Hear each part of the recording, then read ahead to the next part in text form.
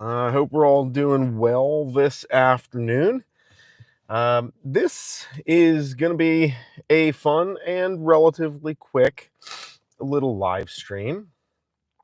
And we are talking about thinking big about small farms. And I am really excited because this afternoon we have gotten very close to a pretty substantial milestone, at least for me.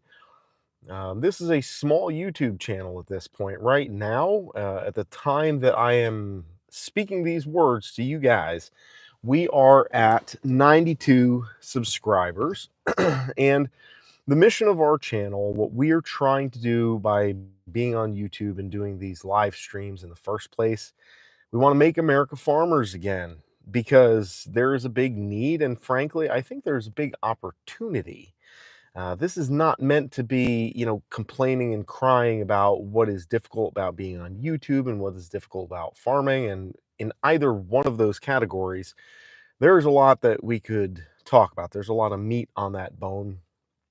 But I'm really excited because we have come a long way in a little bit over a month's time. And I'm really excited to have even 5 or 10 people that will sit with me and listen to what I have to say about starting a farm. So, I guess without further ado, I will introduce myself. I am Steven, and this is Rowan Ridge Farm, where we are talking about what we're doing by raising um, heritage hogs. Sorry, we do raise pastured pork and pastured hogs, meaning on pasture instead of strictly in barns or in mud holes, the way a lot of people raise their animals. But we're raising heritage hogs, older breeds of pigs. We're doing it the old-fashioned way, and we're doing that on pasture. And so there's a lot of stories to share and things to talk about. But in this little live stream that I want to do with you guys today, I just got out of work where I work in Western New Hampshire as a registered nurse, and we're doing that in order to be able to put money and resources to what we're doing with our animals. And heritage hogs are older breeds of hogs that are not necessarily as commercially viable, but they are older, smaller breeds of pigs that grow a little slower in some cases, not all, but also are really good eating. So, anyways, I'm happy to see you guys in here this afternoon, and for this milestone that we're getting ready to cross when we reach 100 subscribers. So I hope that we'll get to see you guys as subscribers, because what we're going to do once we go from 92 past 100 subs, what we're going to be doing is we're going to be kicking off a new and I think relatively exciting challenge that we're going to be doing. So if you guys haven't already subscribed to this channel, go ahead and subscribe. We need 8 more subscribers to get to 100. Then I'm going to start shouting people out once we cross that milestone in order to celebrate. And then what we're going to do is we're going to be starting off a challenge that you guys are all able to participate in, that is going to be focused around getting us to think about the way that we can do more to use our opportunity and our abilities to celebrate and be able to take advantage of the local food economy that we have, which is really a great opportunity. So, Subicidal said if it was exciting, you'd already have more than 100 subs, bro.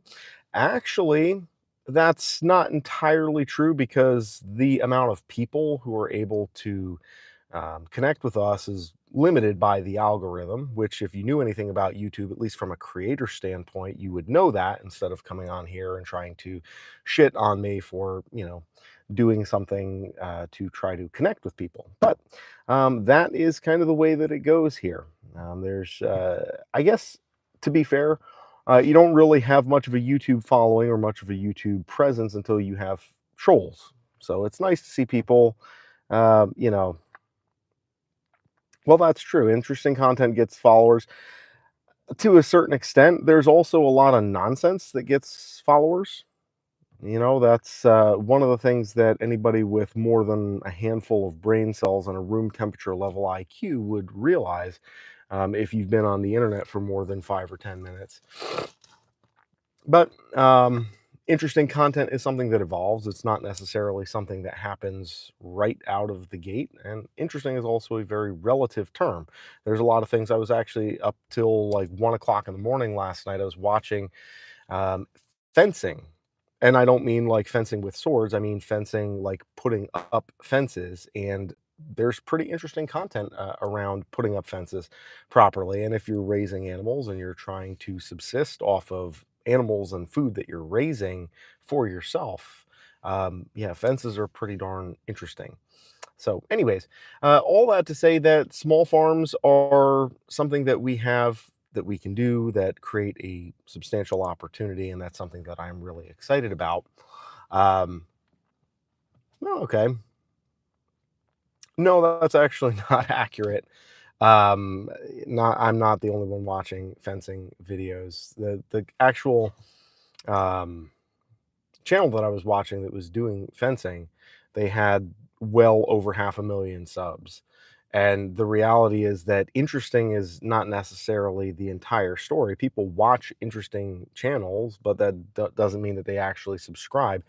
People subscribe based on commonalities and an alignment of the mission and what they're doing. And so it's very possible that you, Mr. Subicidal, that you're not somebody who's meant to subscribe to my channel. And I'm totally fine with that because, in terms of knowing who is aligned with my channel and what it is that I'm doing and my mission, for lack of a better term, you also have to know very clearly who is not, so that you're not out there trying to find people who you're never going to get to find what you're doing to be interesting. And that's totally fair. I don't think that what I'm doing is particularly interesting, honestly, but I think that to people who are either just getting started or have been in the world of homesteading and farming for a reasonable amount of time, there's a lot to learn and a lot to discuss and a lot to go over, because with any type of pursuit, with anything that we find of interest, with any hobby, with any business, with any element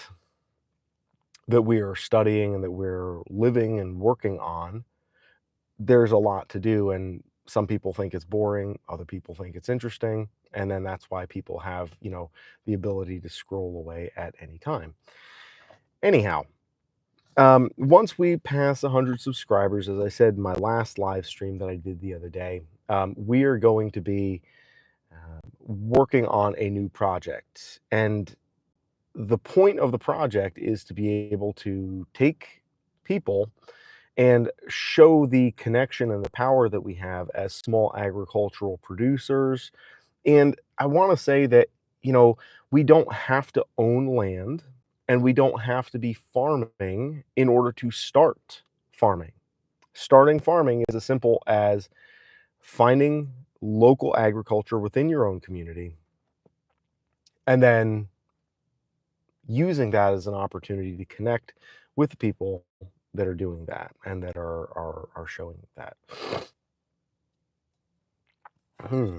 Let's see. Some fungus growing on your toenails. You can send some to shred on my pasta. Well, I have to tell you, I don't actually eat pasta, so maybe you can find a different variety or potentially a different breed of fungus that you can send me, that I could shred, maybe something that has a little bit more aromatic qualities. It's a little bit more dry, that I could put on maybe some meat.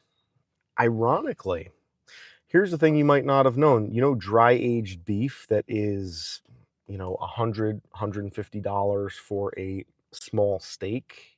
That actually brings that kind of a price in expensive restaurants because of the fact that beef is dry aged to get mold and fungus to grow on it, which at the end of the aging process, which can be anywhere from, 30 days out to 100, 300 days, all of that mold gets trimmed off, and what is left underneath is actually far more flavorful and expensive and desirable, at least based on what most people seem to think.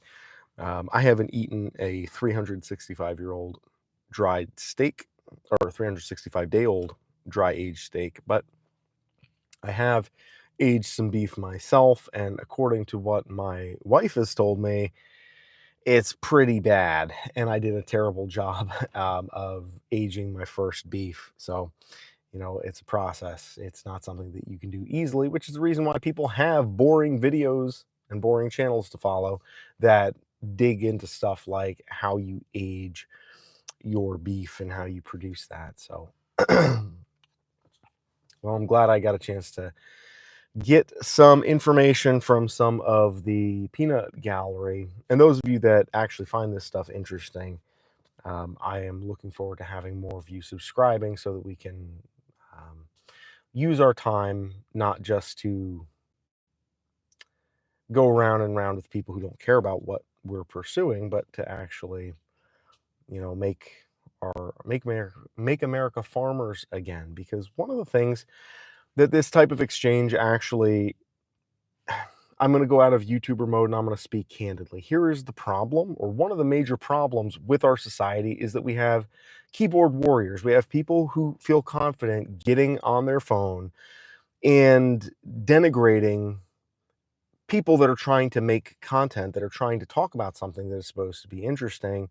And the reality is, when America was farmers and when people were in positions who had to actually face the people that they were speaking to or commenting to, they either learned how to be funny or they got a knuckle sandwich. And back when you had that happening, you had people who learned how to make more insightful conversations and commentary. Alexander says, I am not a farmer because I wear glasses. I'll give you some credit. That's actually a little bit funny. Um, yeah, I do have to wear glasses, and that doesn't really do much to hinder what I'm doing when I'm out there farming. But the problem is I have to work a 9 to 5 job in order to pay for my farm and to pay the bills, which is something that a lot of people who are interested in farming have done. Now, I think it's fair to say that I did not start off my life in the world of farming, and I am not some, haggard old head, um, you know, who knows everything that there is to know about farming. I actually come from the world of not farming. I come from the world of, well, medicine, because I work as a registered nurse and a diabetes educator, but also climbing and the outdoors and a lot of more soft-handed pursuits than what farmers typically come from. So you got me there. I was not born a farmer. I have chosen to become a farmer by pursuing farming and exploring some of the less interesting pursuits. Um, I'm not sure what a heavy industry means. I don't know whether you mean a heavy industry, like more knuckle busting, and there's definitely some truth to that because I bust my knuckles all the time when I'm wrenching on stuff and when I'm fixing fences and chasing pigs and castrating piglets. There's a lot to that you don't necessarily get by looking at my finished presentation here. But that I guess the point of all this is to say that, anybody can be involved in farming. Farming is not just something for people who, come from that background and who are busting their knuckles on a farm, wrenching on their tractors. Anybody can get to that point where they are doing that. And yesterday I was working on fencing, which is why I was watching a channel about fencing, which was to me very interesting because when you see somebody who knows how to take a very unpleasant and difficult job and make it pleasant, easy, and straightforward, that's something that's worth watching. And maybe I'm not there yet. Maybe live streaming is hit or miss. Maybe there are some days on live streams where I'm going to come and get thrown off of my game by trolls who are, going off on me and taking the opportunity, which I get that. That's fun. I always like to troll people too in the live streams. But that's how it is. I was away, didn't live stream for about a week because I was at home. I was sick. And so I come into work where I do my 9 to 5 here at the hospital, and they have much better cell service. In the state of New Hampshire, cell service is absolutely trash. And so I had to do my live streaming here. Normally, that's what I do after I work.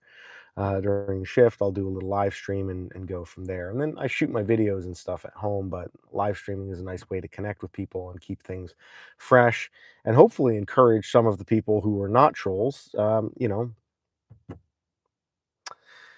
interesting. So Alexander says that is cool, but it is your hobby and not the main job. So you cannot talk in the name of farmers who gain their bread from farming and they don't have any additional income. I did a live stream about this, and this is actually, I gotta say, I appreciate your disagreeing or kind of taking a antagonistic stance because this is an interesting topic. I think it was my last, no, not my last live stream. It was one of my last live streams where I talked about the benefits of farming full time versus farming part time. And I completely disagree with what you're saying. I understand where you're coming from. The problem is, how does anybody get a foot on that ladder to become a farmer and to gain full time subsistence and income from doing their farming if they don't start where they are? Because the only alternative that would answer or serve your criteria, that you have to be a full-time farmer with no additional income, the only way to do that is to have people that go big. And so who are able to just start out from that point, or who are inheriting farms that are passed down to them so that they can start farming as a full-time farmer. And the problem is all of those farms are currently under contract. Maybe not all of them. That's a little bit of an exaggeration. Most of those farmers that most of those farmers are licensed to or in contract with massive corporations that control these industries. There's about 5 companies that control the pork industry, as I have learned in the last 5 years that I've been raising hogs. And they're not building a better mousetrap because a large industry, it's like trying to turn an aircraft carrier. It's slow and it takes a long time. It cannot be responsive to the demands of the market on a local level. And you're not going to get a better product by serving a bigger community and having a bigger business. This is something that I think you can look at, if you look at, you can see this going on. The warrior just took a dump all over grandma. I'm not sure why you would want to do that. Make Toast 555 says we need to bring back antique farm equipment. Completely agree. Once I am good enough at wrenching on farm equipment to be able to use antique stuff, I will absolutely get involved in some of that because that stuff is really exciting. At least in my opinion, it is. Alexander asks, what is my farming area and what do I produce? So I raise hogs in Western New Hampshire. So I'm in New England, not exactly the farming capital of the world. I have a 10-acre farm where I have about 30 pigs or so and pork and piglets. So I sell breed stock and also piglets to other people who want to feed them out for their own farm and their own homestead. And I also feed out pork and sell that butchered to people who wish to partake in fresh pork but don't want to raise the pork or aren't able to raise the pork themselves. And in doing this, I have found that number one, it's not brain surgery to do farming on a smaller scale. And it's something that we need more people to participate in because the whole idea that the only farming that is legitimate is farming that is being done as a full-time occupation by a big company or big corporation, that is an idea that you would be quickly disabused of as you start farming and being involved in agriculture on a personal level. And it was only once I got involved in agriculture that I began to realize, wait a minute, this isn't necessarily supposed to be something where it's so far out there that the only people who can do that, um, the only people who can do that are people who've, you know, had their ancestors buy farms and then had that handed down to them. So it's much more accessible than most people realize. And if more people realized how doable farming is, more people would do that. And if you have more people participating in agriculture, you can get rid of a lot of the nonsense that sets up and bolsters big corporations that sell lousy products, that are unethical in the way that they treat animals, that use all kinds of practices that most people object to or would object to if they took the time to learn about it. And I'm talking as somebody who is not some like vegan lefty. I'm talking as somebody who's relatively socially conservative. And there's plenty of stuff in the mechanized agriculture or industrialized agriculture world that is objectionable even to somebody with relatively right-leaning social beliefs myself. So Alexander says, "Fancy farmer, you live in a rural area, you feed your family healthy food." So that actually is, maybe you should subscribe to the channel so I could get to 100 subs so that I could announce the challenge that I'm doing, because that's actually what the challenge is about. So since we're in the middle of a live stream, I'm going to just put this out there, because half the people aren't going to watch this deep into a live stream that's kind of been all over the place. So I'll put this out there now. If you want to subscribe, that's cool. If not, that's fine as well. I don't hold anything against anybody. But the challenge that I'm going to be doing is I want to go for a year and I want to eat as much as possible. And I still have to figure out all the rules and the parameters of how this is going to actually work, because there's a lot of logistics involved in this.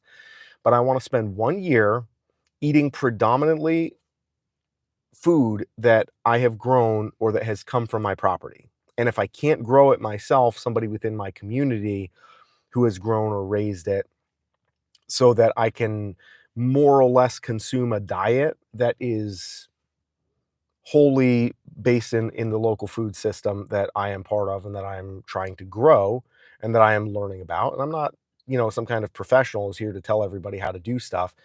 I'm saying this is something that I've come to later in life, and I think it's beneficial and is really good. So, as a farmer, one of the things that is on my mind, and one of the reasons why I'm taking on this challenge, is because of the fact that I realize that a lot of farmers and a lot of people in rural areas have really shitty diets, and they eat food in many cases that's made from the products that they grow, but that goes to companies like Doritos and all kinds of junk that they just eat to get by because they're trying to, save money and go the route of doing whatever's going to be cheap. And I don't necessarily think that that is the best way to do it. So it's going to be difficult to eat food that I grow for a year, but I'm going to give it a shot. And, my idea, at least roughly at this point, I'm going to spend the next figure 6-ish months prepping, getting hogs butchered, putting some crops in, just, to feed myself. My family probably does not want to partake in this challenge, so that's fine. I don't hold that against them. They have a different set of dietary preferences than I do, but I'm gonna get things set up and kinda take the next 6 or so months, maybe starting early October, and get everything prepped so that by October, I can be ready to go. Generally speaking, my plan is to have, let's say, a pig that I'm gonna cut up, make butcher into cuts, and that's gonna be going in the freezer, and that'll be like normal pork that'll go in the frying pan in the smoker.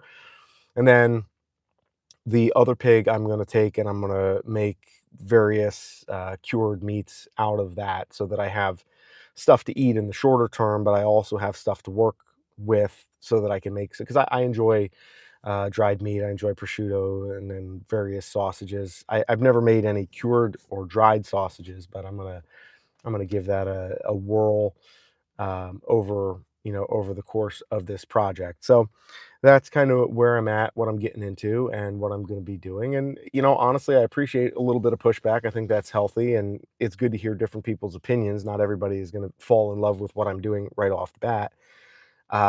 But yeah, end of the day, there's absolutely, it's illegitimate to say that only, full-time farmers are actual farmers. That's just not, that's not true. And the harder it gets to make a living full-time as a farmer, the more that window closes and you get fewer and fewer people who are able to obtain that type of commitment and involvement in farming to the point where they can be seen as being full-time competent farmers. And it's a cycle. It's a vicious cycle that leads to fewer and fewer and fewer and fewer and people being involved in the manufacture and production of their own foods, which is what we currently have. And I would argue that that is not a good thing. And so that idea that only full-time farmers who pay their mortgage off of what they're growing, that they're the only ones who are legitimate farmers, is very dangerous. And it leads us down a path where fewer people want to get involved in farming because they feel like, well, I have to have a farm passed down to me for multi generations, or I have to have, somebody rubber stamp me and give me some kind of a blessing to be able to do this legitimately. Otherwise, I'm a faker. And the reality is, like, it's not brain surgery. People have been doing this for thousands of years in one form or another. And this is something that everybody needs to take a little time and put a little effort into, because everybody eats, everybody has food, and we need to involve ourselves in that production. So, anyways, guys, on that note, I would love to hear your comments. Subscribe if you will. This is not my best live stream ever. I definitely got a little bit rattled in the beginning because you know talking about hypotheticals and then dealing with trolls and whatnot. But it's a work in progress. We'll get better. Subscribe to the channel. Let me know what you guys think of the challenge that we have outlined. Once we cross 100, I'm going to make a proper full-length video, and we're going to go into detail and talk about the nuts and bolts and the rules of the challenge and why we're doing it. And I hope it's something that you would consider participating in along with me, because more people trying to support local farms and eating local.